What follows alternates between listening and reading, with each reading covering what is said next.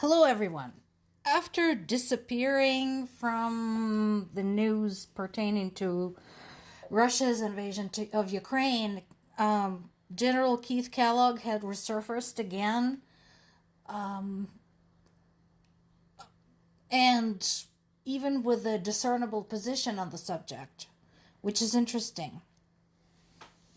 My concern is that if he continues talking sense on the subject, he might lose his job, as happened to many under this administration.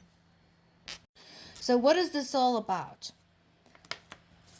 European leaders met in Kyiv and proposed to Russia an unconditional 30-day long ceasefire starting on Monday, May 12th. Russia refused and said that they want to meet with Ukrainian delegation in Turkey on May 15th and talk to them directly. Keith Kellogg says, well, why can't you agree to a ceasefire first as a gesture of goodwill and then have a conversation about anything else? I think the message here is Russia is not interested in accepting anything proposed by anyone else. What they're trying to create is an illusion that they're in control of the situation and they call the shots. So, even if, theoretically, Ukraine agrees to meet with them in Turkey on the 15th, and they decide to have an unconditional 30-day ceasefire, anybody with any kind of common sense would say, but isn't that the same thing that they were being proposed to, only to start on the 12th? That Russia can say, no, we brokered this. See, we are better at diplomacy. So this is just the usual Russian manipulative bullshit.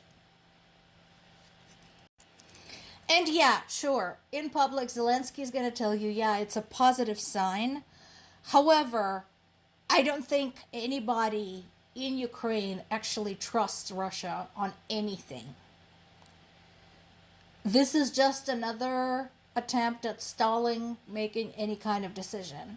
Honestly, I would rather Russia just say, you know what, all of you just get lost. We're going to keep fighting this war until either we run out of people or Ukraine capitulates. Because that's what they're going for, essentially. Instead of dragging their feet and pretending like they're considering some kind of peaceful resolution. Because again, at this point, folks who are saying this is a NATO proxy war, Biden's war, Harris's war, just stop watching these videos. You're not going to convince me. I'm not going to convince you, because I have presented so much material so far over the last 3 years on a daily basis, showing very clearly that this has nothing to do with NATO. This is not proxy anything. This has everything to do with Russia's attempts to restore the Russian Empire the way it was before the Soviet Union. But if you're not going to believe this after all this time, just leave. Because otherwise you're watching this and then making comments that are blatantly untrue and inaccurate is just a waste of time. So just don't watch. But basically, nobody really believes in any positive steps from Russia. They have committed an act of aggression against Ukraine. This is not the first one, and Ukraine is not the only country against which such an act has been committed. Does anybody even remember Chechnya? Does anybody remember Georgia? Which a lot of people consider a dress rehearsal for Ukraine. This is Russian expansionism, pure and simple. Nobody in their right mind has any reason to believe any positive signs or anything like that when it's coming out from Russia. And I agree with Macron. He said, what kind of negotiations are you proposing while you're continuing to pummel civilians? Russia is not answering that question. Turkey's Erdogan said that he's prepared to host the negotiations.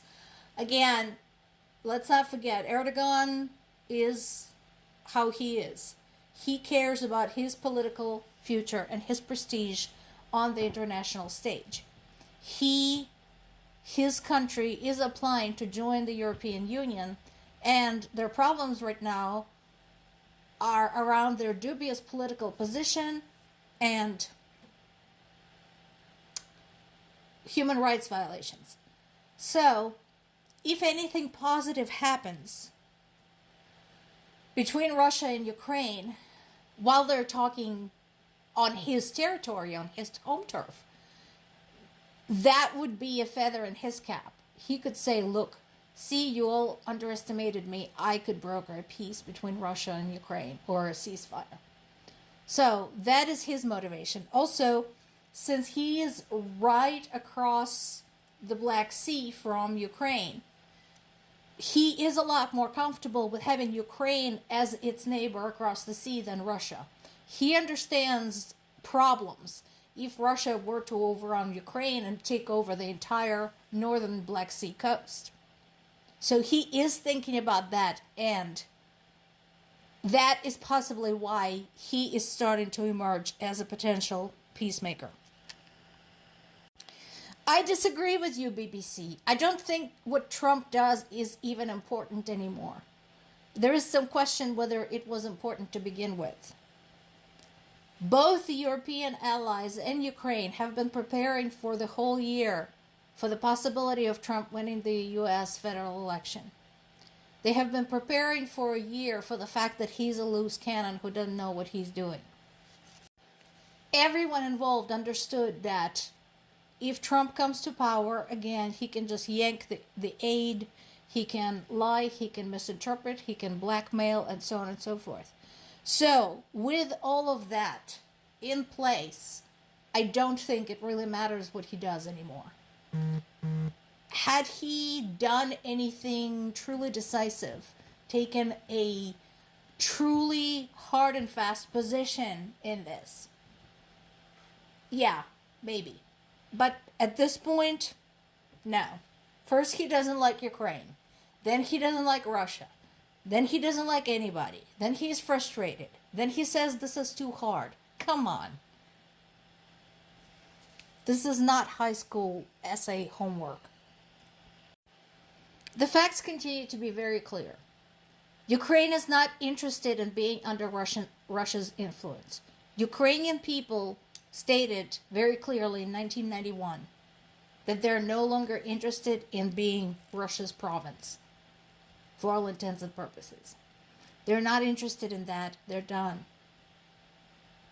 So, Ukraine wants to determine its own future as they're entitled to as a sovereign nation. What they do, whom they join, is none of Russia's business. And Ukraine's unease about Russia being their neighbor and wanting strongly armed friends is completely understandable. Case in point. Remember that alleged ceasefire for 3 days that was supposed to take place on May 8th, 9th, and 10th? Bullshit. People continued to die. Russia continued to murder Ukrainian civilians.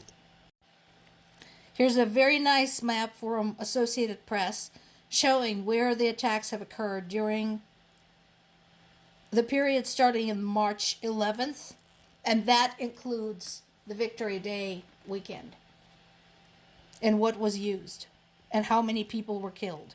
Since March 11th, at least 117 civilians have been killed and more than 1,000 wounded.